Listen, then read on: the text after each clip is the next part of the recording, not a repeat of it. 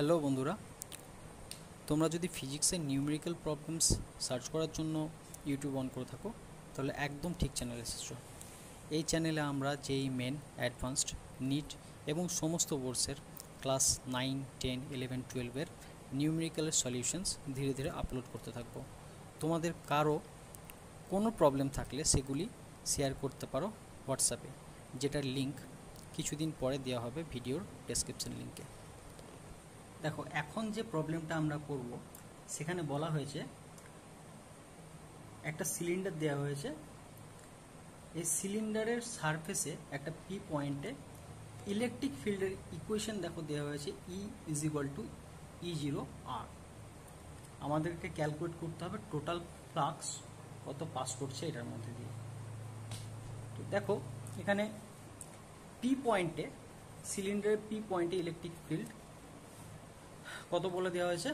আচ্ছা, এর রিলেশনই দেওয়া হয়েছে কত, E = E0R, অর্থাৎ ইলেকট্রিক ফিল্ড এখানে ডিস্টেন্সের উপর ডিপেন্ড করছে। সারফেসে ইলেকট্রিক ফিল্ড কত হবে, তাহলে সারফেসে এই ডিস্টেন্সটা কত হয়ে যাবে, স্মল r = R। তো সারফেসে ইলেকট্রিক ফিল্ড হচ্ছে E = E0R। Flux passing through surface, সেই সারফেসের মধ্যে কত ফ্লাক্স পাস করছে, তাহলে ফাই = দেখো E0R × 2πRh। আচ্ছা, 2πRh কেন? কারণ ফাই হচ্ছে E.S, এর ভ্যালু তো এখানে আমরা পুট করেছি E0R, আর এস হচ্ছে সিলিন্ড্রিক্যাল সারফেসের এরিয়া। কোন এরিয়াটা নেওয়া হচ্ছে এখানে?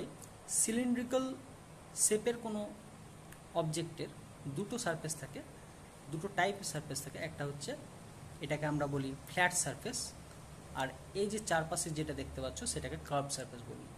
তো এখানে কার্ভ সারফেসের এরিয়া হচ্ছে 2πRh, এটা ক্যাপিটাল RH। এখন তোমাদের মনে হতে পারে কারো যে এখানে cos থিটাটা কোথায় গেল।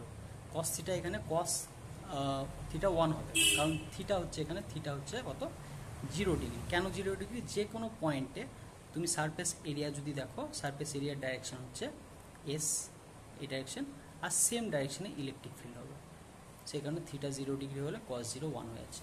তো ফাইনালি আমরা ইলেকট্রিক ফিল্ডের যে ভ্যালু পেয়ে যাচ্ছি সেটা হচ্ছে 2πr² E0H। Thank you.